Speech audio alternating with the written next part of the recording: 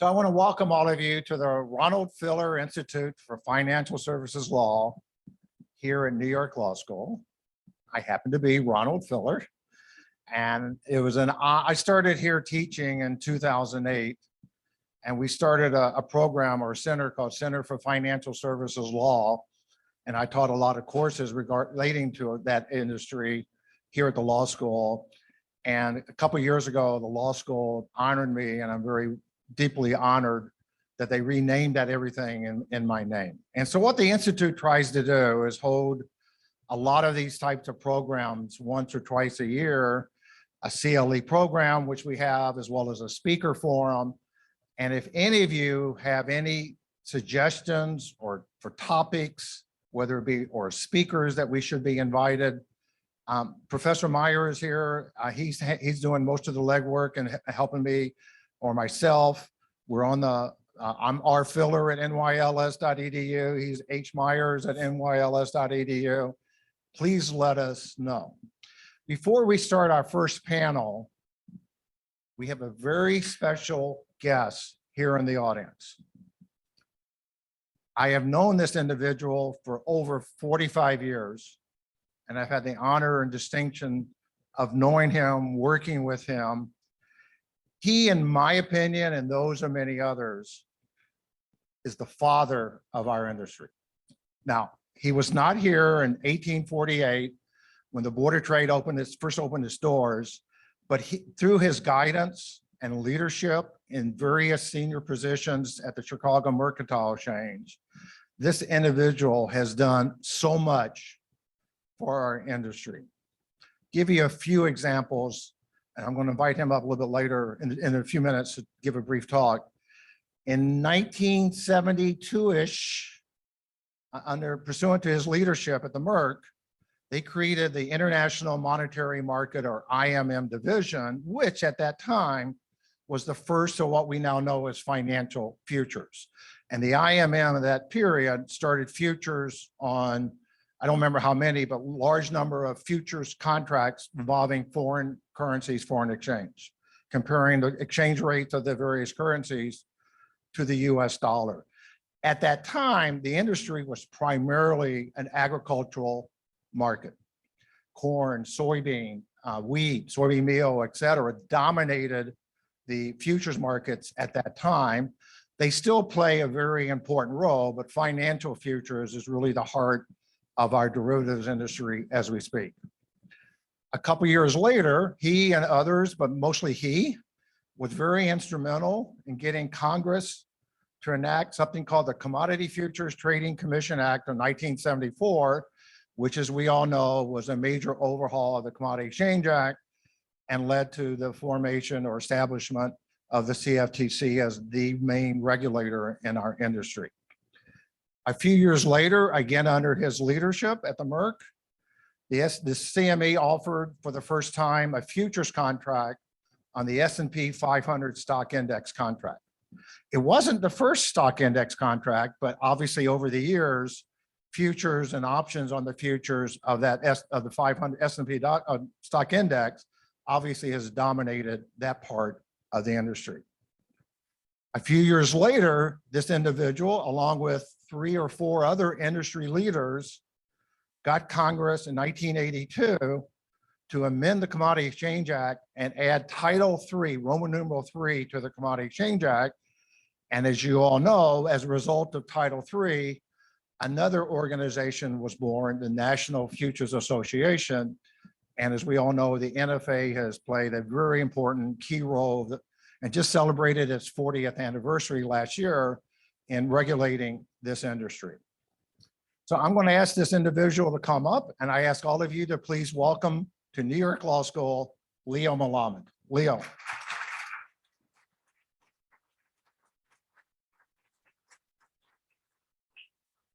Yeah, I think my mother wrote that for him. Thank you, Ron. Ron, actually 45 years, a leader in this industry, and much that he did and been part of is what we have today. And of course, I was sort of along the way leading this parade. I had escaped from Nazis. So therefore, I thought anything, it can be a miracle. And what I did is a bit of a miracle. When I walked into the board of directors of the Merck, which I was now chairman of, 1967, and I said to them, why are there no futures in finance? And they laughed, because futures are for agriculture. Don't you see? Wheat, corn, pork bellies, they aren't finance. And you were a lawyer, and that's why you think that, but you're stupid, because futures are for agriculture. You see, you got to remember, I was in my 30s, they were in their 130s, and the rest is history. But there is one footnote to that that I love. All of you know the history of Nixon, Dick Nixon. In 1972, I went from congressman to senator to congressman to senator to let us build a regulatory arm of the federal government. And it was hard to convince them, but I finally thought I had enough votes. And then Nixon resigned. And in comes Gerald Ford, who I'd never met. He was the Speaker of the House, of course. And the rumor had it that he was going to veto the CFTC bill that I had spent my life creating. And so some smart people said, Leo, you could convince Eskimos to buy snow. Go to Gerald Ford. And they put it together, 1972. And he listened to me. And I wanted you to know that Gerald Ford was a free market guy from A to Z. And he said to me, what the hell do you want another federal agency to be created by, and by whom? A guy that believes in free market? This is crazy. You don't know why are you doing this? Why not the SEC that's already there? I said, Mr. President, the SEC thinks that innovation is a dirty word. They have not, now this is 72. I shouldn't say this, but I think it's quite a different regulator today, but it was then what I just described. And I said, the innovation that I have in my head will never go anywhere if it's with the SEC. I need people who believe in innovation. I didn't know the Merck did not believe in innovation either, but I made them listen. And Gerald Ford listened to me. And he said, I'll buy some snow. And he let it happen. And the CFTC was born in 72, I think, 74. And they've done a fabulous job. Chairman after chairman, I know you're going to hear him today. Understand the beauty of futures markets and that they can apply to anything and everything. And I don't even know, people ask me what's next. And of course, I try to invent what's next, but you can't tell. The people on the floor, those guys and gals that shout in the pit are gone. they were a source of ideas, believe it or not. Even though I invented and launched Globex, which today is the mechanism by which the futures market operate, I knew I was losing a source of ideas. And it's gone. As you see in other industries similarly, that the technology is taking over or has taken everything over. But I wouldn't argue with that because they create more jobs in the long run than we take away. I know that watching Globex expand and expand beyond anyone's imagination. It was launched officially in 1992. I met with the biggest Reuters was the biggest technology company in the world. And I met with them in 1986 with this idea.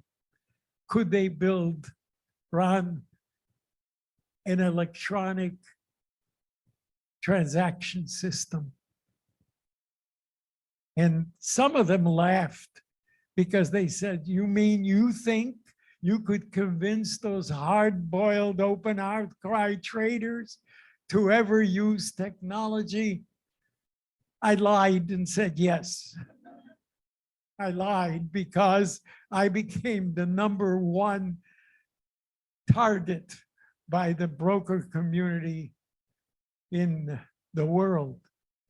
I had to hire a policeman to guard my office doors because I got death threats before death threats were popular.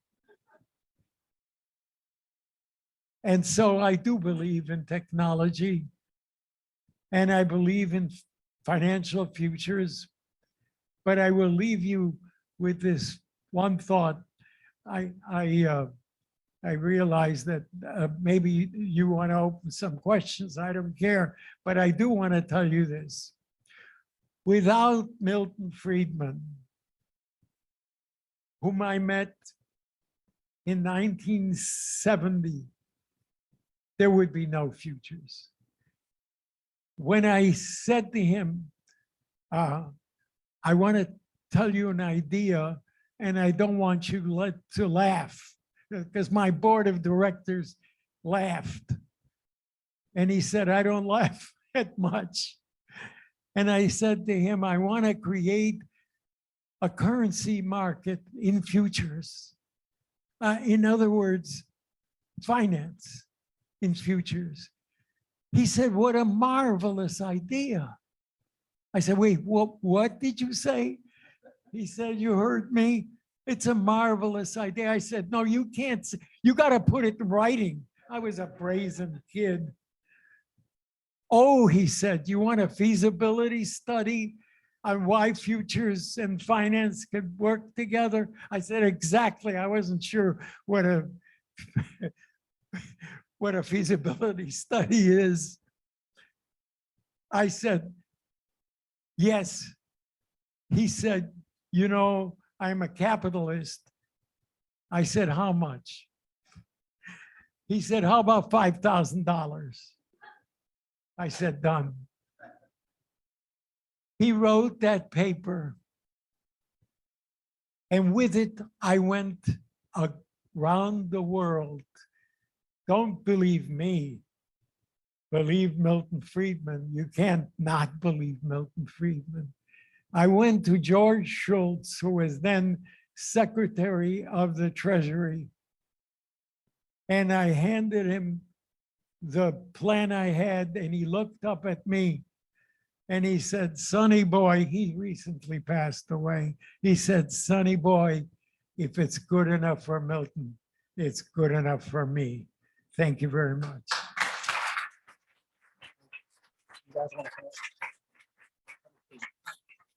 So a couple of things before we start the panel. I want all of you to go to Amazon or whatever and buy The Man of the Future, the story of Leo Melamed.